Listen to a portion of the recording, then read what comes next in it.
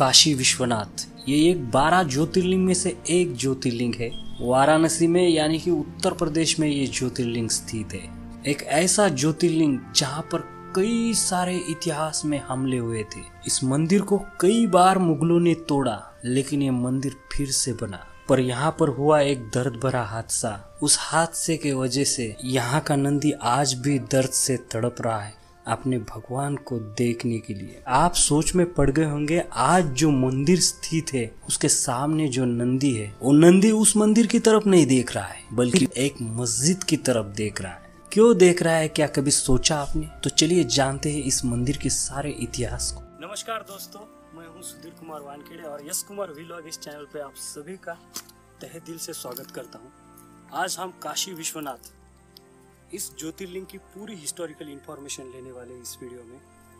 पहले ही मैं आपको बता दूं इसकी इंफॉर्मेशन स्टार्ट करने से पहले कि हम ताजमहल के बारे में सोचते हैं, जैसे कि हमें इतिहास में जो है बचपन से ही पढ़ाया जाता है कि शाहजहां ने अपने प्रेम की निशानी ताजमहल बनवाया।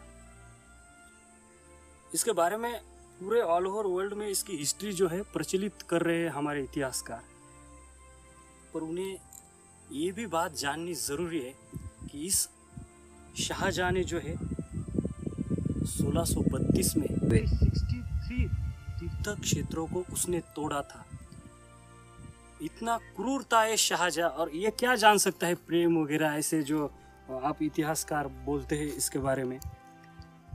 अगर वो किसी धर्म का रिस्पेक्ट नहीं कर सकता जो इंसान, वो क्या अपने प्रेम को जो है लोगों के सामने एक्सप्रेस करेगा। लेकिन ये झूठा जो इतिहास है वो हमें पढ़ाया जाता है।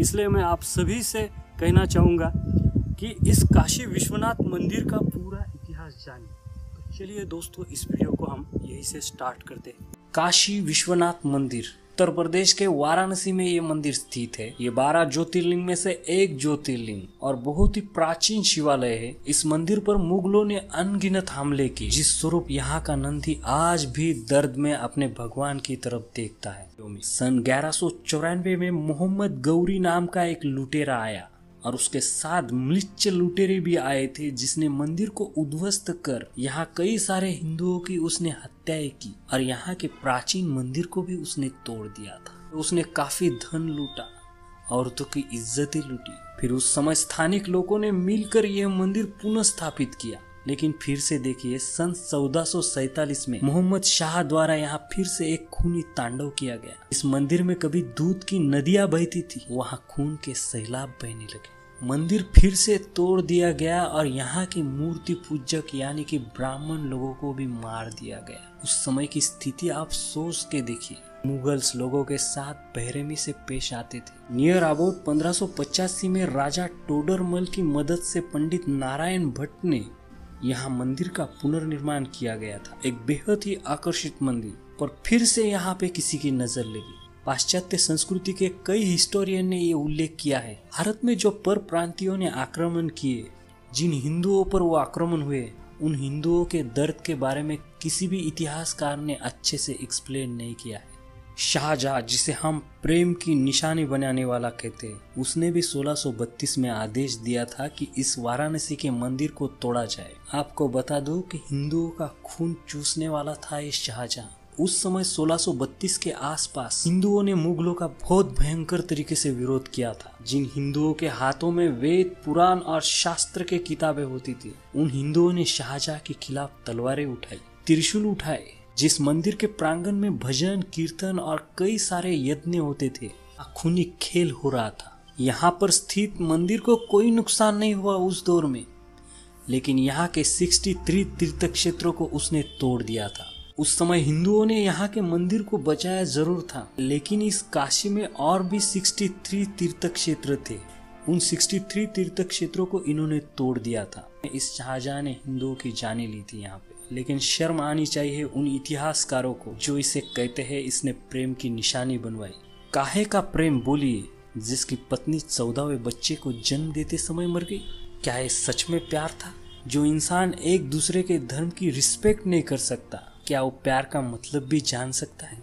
इसके बारे में आपको क्या लगता है हमें कमेंट करके ज़रूर बताएं। और दोस्तों, जो लोग हमारे चैनल पे नए हैं, हमारे चैनल को सब्सक्राइब भी ज़रूर कीजिए ताकि आप सच्चाई से रूबरू हो।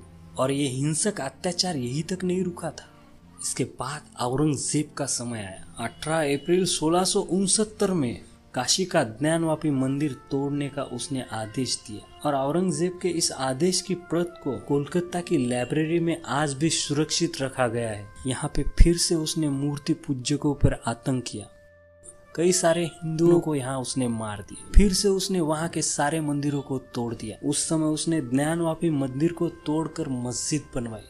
एक हिंदू मंदिर के परिसर में मस्जिद बनाने के बाद 125 साल बाद भी वहाँ कोई मंदिर नहीं बन पाया था। फिर समय आया 1735 का।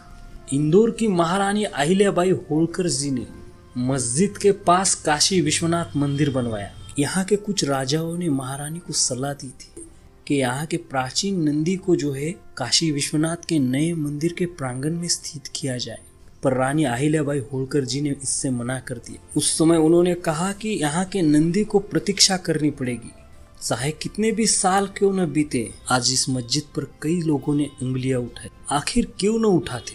इतिहास गवाह है कि ये मस्जिद नहीं मंदिर है। और आप ही देखिए, इतिहास में 23 दिसंबर 1810 को यहाँ के जो जिलाधिकारी थे, उस जिलाधिकारी का नाम था वाटसन। उसने कहा था कि ये मस्जिद नहीं मंदिर है और इसके असली मालिक हिंदू है। इसकी सच्चाई किसी ने नहीं सुनी। उसके बाद समय आया 1829 से लेकर 1830 तक का। ग्वालियर की महारानी बैजाबाई ने मंदिर में ज्ञानवापी मंडप का निर्माण किया था। तब महाराजा नेपाल ने नंदी की प्रतिमा स्थापित की थी। फिर 1980 के समय में विश्व हिंदू परिषद ने ज्ञानवापी मस्जिद के स्थान पर मंदिर बनवाने के लिए राष्ट्रव्यापी आंदोलन चलवाया था। यहाँ हिंदुओं ने काफी आक्रामक आंदोलन किया था, पर असफलता यहाँ भी मिली थी। फिर समय आया 1991 के आसपास का। अधिनियम 1991 के अनुसार 1947 तक अस्तित्व में आए किसी भी धर्म के पूजा स्थल को एक आस्था में दूसरे धर्म में परिवर्तित करने को रोक लगाई गई थी। बड़ा ही दर्द भरा ये निर्णय था हिंदुओं के लिए। फिर इलाहाबाद हाई कोर्ट ने स्टे लगाकर यथास्थिति बनाए रखने का आदेश दिया था। इस प्रकार इस मंदिर पर सदैव विवाद चलते रहे। काफी सब्र के बाद 2021 के आसपास कुछ देवियों ने न्यायालय को पत्र लिखा और मांग की कि इस सरोवर की आर्कियोलॉजिकल डिपार्टमेंट द्वारा सर्वे किया जाए। फिर भी सफलता हासिल नहीं हुई।